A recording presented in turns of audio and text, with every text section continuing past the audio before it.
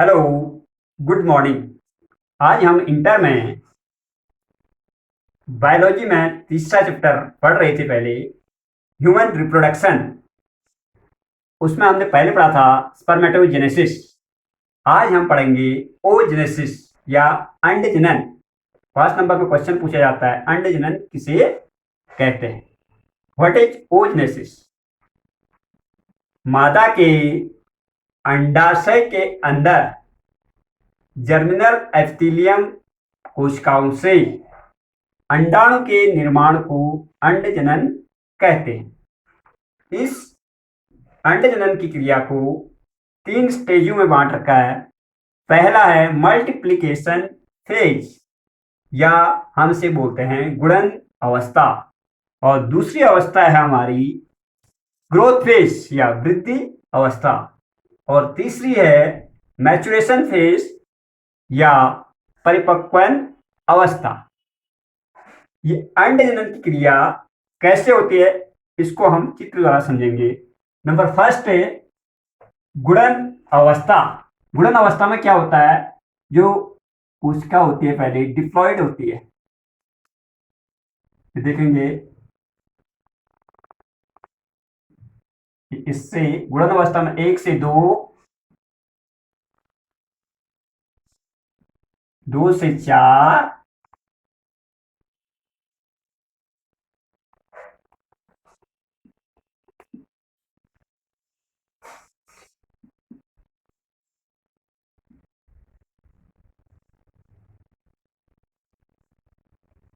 2 से 4, जिसमें गुणसूत्र की संख्या समान है। ये है फर्स्ट जो primary germ cell. Primary germ cell से उगोनियम का निर्माण होता है। उगोनिया में समसूत्री विभाजन होने के फलस्वरूप बहुत सी उगोनिया बनते हैं। इसमें से ये वाली अवस्था जो फर्स्ट है, ये है गुणन अवस्था।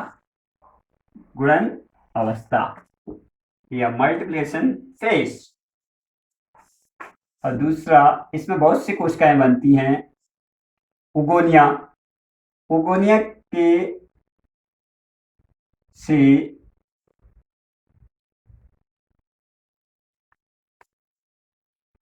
प्राइमरी ओसाइट का निर्माण होता है।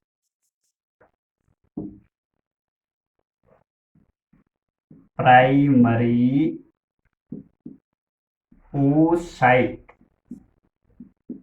इसमें भी गुणसूत्रों की संख्या समान होती है। ये जो दूसरी अवस्था आती है हमारी, इसे बोलते हैं वृद्धि अवस्था। प्राइमरी ओसाइट से भी 2 कोशिकाएं बनती हैं। एक छोटी बनती है, इसे हम फर्स्ट पोलर बॉडी बोलते हैं, और दूसरी बनती है इससे बड़ी। अब इसे हम बोलते हैं प्राइमरी। ये फर्स्ट छोटा है, छोटे को first polar body, first polar body. और जो ये बना,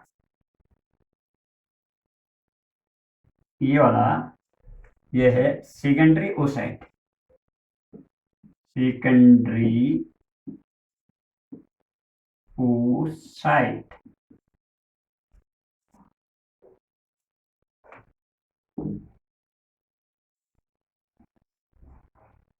सेकेंडरी ओसाइट के बाद फिर कोशिका बढ़ती जाएगी, इससे बड़ी होगी।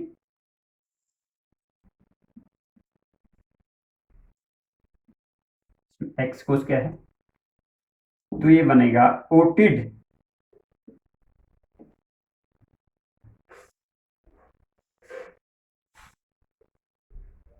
ओटिड। इससे दूसरी जो कोशिका बनेगी, ये सेकेंड पोलर बॉडी बनेगी। ये है सेकेंड पोलर बॉडी। ये अवस्था आती है तीसरी, परिपक्वन अवस्था, या इसे बोलते हैं maturation phase.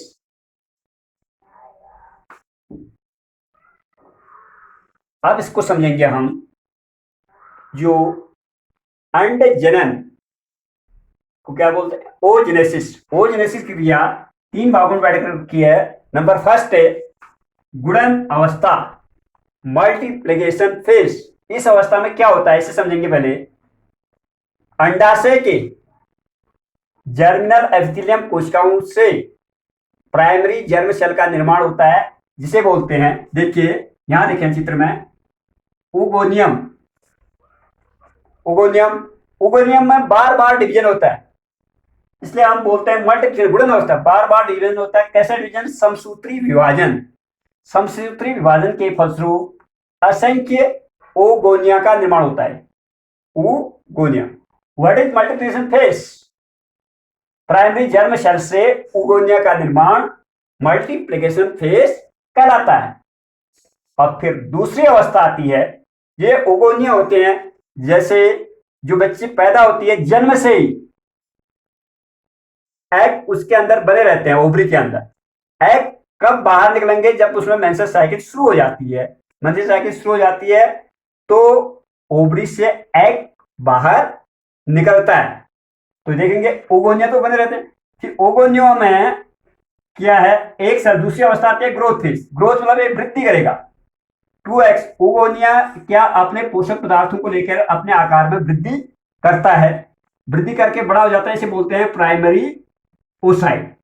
Primary oocyte. Primary oocyte कौन सी अवस्था? वृद्धि अवस्था, ग्रोथ फेज। इसमें कोशिका ने क्या की? ग्रोथ की। अब थर्ड जो स्टेज है, परिपक्वन अवस्था या मैच्योरेशन फेज, ये मोस्ट इंपोर्टेंट है। इस फेज में क्या हुआ देखेंगे। प्राइमरी ओसाइट से 2 सेल बने हैं। एक छोटी सी सेल बनी है, इसे बोलते हैं फर्स्ट पोलर बॉडी। एक बड़ी बनी है, इसे बोलते हैं सेकेंडरी ओसाइट।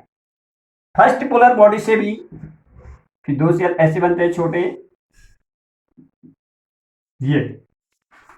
और इसमें कौन सा विभाजन हुआ? इसमें 2 थे कोशिकाओं की संख्या, अब इसमें एक एक रहेगी। इसमें हुआ फर्स्ट मैच्योरेशन फेज बोलते हैं इसे, फर्स्ट मैच्योरेशन फेज या परिपक्वन अवस्था।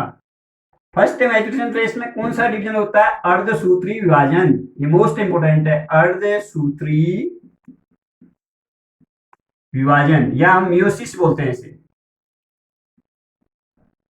अर्धसूत्री विभाजन। देखें 2x की कोशिकाएं, अब x ऐसे हुए, गुणसूत्रों की संख्या आधे होगी। एक कोशिका छोटी बनी, एक बड़ी, ये फर्स्ट पोलर बॉडी। और जो बड़ी बड़ी बनी है, इसी से ही एग का निर्माण होगा, इसलिए क्या बना? Secondary oocyte. अब यहां पर को भी सेकेंड मैच्योरेशन, यहां पर को भी डिवीजन होता है, सेकेंड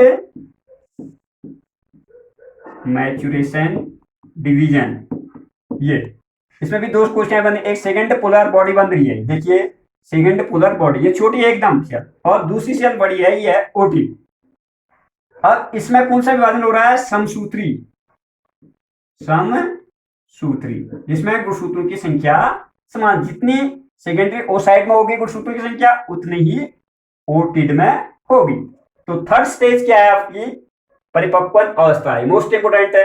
परिपक्वन अवस्था में क्या? प्राइमरी ओसाइट से एक तो सेकेंडरी ओसाइट बना, जिसमें गुणसूत्रों की संख्या आधी रही, और फर्स्ट पोलर बॉडी, ये भी हैप्लॉइड हो गया, जिसमें गुणसूत्रों की संख्या आधी है।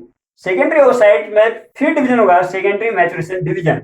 इसमें समसूत्री विभाजन हुआ, इसमें गुणसूत्रों की संख्या सेम रही, जितनी इतनी इसमें है उतनी इसमें भी रही, और सेकेंडरी पोलर बॉडी ये बनी। ये तो धीरे धीरे गायब हो जाएंगे। ओटिड से ही किसका निर्माण होता है? ओवम।